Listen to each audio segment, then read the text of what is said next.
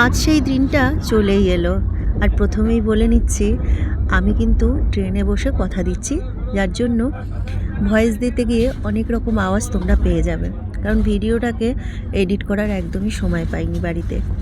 তো সব গুছিয়ে গাছিয়ে রেডি হয়ে বাড়ি থেকে টোটোতে বসে পড়লাম। আর তারপরেই চলে এলাম হচ্ছে স্টেশনে। আর তার আগে দেখাই, রাত্রেবেলা কিন্তু আমি ব্যাগ অনেকটাই গুছিয়ে রেখেছিলাম, যদিও সকালবেলা আরেকবার কিন্তু গুছিয়েছি। আর এগুলো কি বলো তো, বালিশ টালিশগুলো আমি একটা খাটের উপরে ঢেকে সুন্দর করে গুছিয়ে রেখেছি। আর এদিকে ল্যাপটপটাকেও ঢেকে রেখেছি, কারণ হচ্ছে ওটার ধুলোবালি পড়বে। আর তারপরে প্রথমেই সকালবেলা আগে শ্যাম্পুটা করে নিয়েছিলাম, কারণ চুলগুলো ভিজা থাকলে যেতে অসুবিধা হবে। আমার তো আবার ঠান্ডা লেগে যায় অল্পতেই। আর করে নিয়েছিলাম হচ্ছে কালো জিরে দিয়ে আলু ভাজা।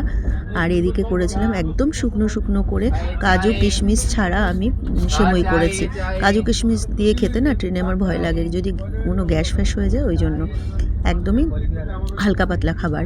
আর ওইদিকে করেছিলাম হচ্ছে সেদ্ধ আটার রুটি। সেদ্ধ আটার রুটি আমি জানি না কারা কারা খেয়েছো, তবে সেদ্ধ আটার রুটি কিন্তু খুবই খেতে সুস্বাদু হয়, আর ওটা থাকেও অনেক সময়। আর এইদিকে কিন্তু 2 পিস মাছই আমি আনতে বলেছিলাম, কাতলা মাছ, বেশ মোটা মোটা করে কাতলা মাছটা কেটে এনেছিল। ওটা দিয়ে একদম হালকা পাতলাভাবে, ঘরে অনেক পটল ছিল, আর ভেবেছি একটা আলু দিয়ে পটল দিয়ে ওটাকে একটুখানি ঝোল করে নেব।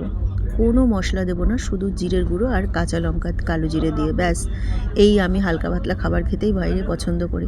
কারণ কি বলো তো, বাইরে গিয়ে কোনো সমস্যা যদি হয় তাহলে সেটা আমি ভীষণ ভয় পাই, সেই জন্য আমি এই টাইপের খাবার খেতেই পছন্দ করি। তো মাছের ঝোল আর ভাত করেই খেয়েছিলাম। আর ছিল 2টো টমেটো, সেই টমেটো দুটোও কিন্তু কেটে দিয়ে দিয়েছি। ভাবছি ফেলে দিয়ে কি হবে, তাই জন্য টমেটোটাও দিয়ে দিয়েছি। আর টমেটো খেতে আমার ভালোই লাগে, যদিও সেদ্ধ খেতে বেশি ভালো লাগে, কিন্তু দিতে ভুলে গেছিলাম, তাই মাছের ঝোলের মধ্যেই দিয়ে দিলাম টমেটোটা। আমি জানি গরমে অনেকেই কিন্তু হালকা পাতলা ঝোল খেতে পছন্দ করে। হ্যাঁ, তোমরা হয়তো ভাববে যে কোথায় যাচ্ছি, সেটা তো বলছেই না। নিশ্চয়ই বলবো, আমি যাচ্ছি হচ্ছে মেয়ের কাছে। হয়তো সবাই বুঝতেই পেরে গেছে অনেক আগেই যে আমি মেয়ের কাছেই যাচ্ছি। তো মেয়ের কাছেই যাচ্ছি, আর আমরা কিন্তু দুজনেই যাচ্ছি। আমি একটা ছবি পোস্ট করেছিলাম, দিদি আর আমি বসেছিলাম স্টেশনে। দিদি আমার সাথে দেখা করতে এসেছে। আসলে ওর খারাপ লাগছিল, আমি যাব তো তাই। আর এদিকে দেখো, আমি মাথায় মানে যেহেতু শ্যাম্পু করেছে, তাই জন্য আমার কিন্তু মাথা আঁচড়ানো হয়নি, ভেজা চুলটাকে একটা ক্র্যাচার দিয়ে আটকেই রান্না কাজকর্ম করছিলাম। আর হাঁপিয়ে গেছিলাম, তাই একটু বসে নিয়েছি। আর এইদিকে আমি সেদ্ধ আটার রুটির জন্য আটাটাকে কাই করে নিচ্ছি। আর এই আটার রুটি যারা যারা করতে পারো তারা তো একরকম, যারা পারো না তারা যদি জানো, আমি একবার ভিডিও করে দেখাবো, বেশ ভালো। এই রুটিটা নিয়ে কিন্তু জার্নি করতে অনেক ভালো, রুটিটা সহজে নষ্ট হয় না, আর গ্যাস অম্বলও হয় না, অনেক সময় থাকে, খেতেও কিন্তু খুব ভালো লাগে। তো ঠিক আছে, চলো টাটা, ভিডিওটা থাকলো এই পর্যন্ত।